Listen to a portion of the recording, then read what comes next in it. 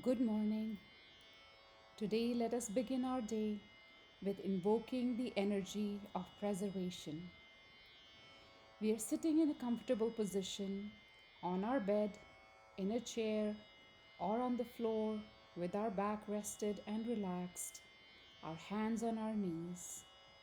We close our eyes and take a deep cleansing breath in and out of our nose.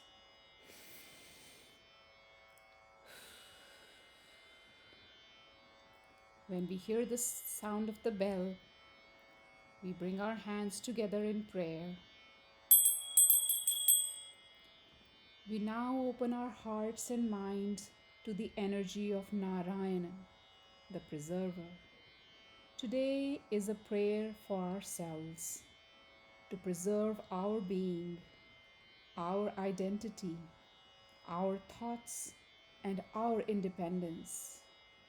If we are feeling torn or fragmented, both mentally and physically, if we feel we are being pulled in several different directions at the same time, if we feel our identity is no longer what it was, if we feel we are bending over backwards to please others and losing ourselves in the process, then this is our morning prayer.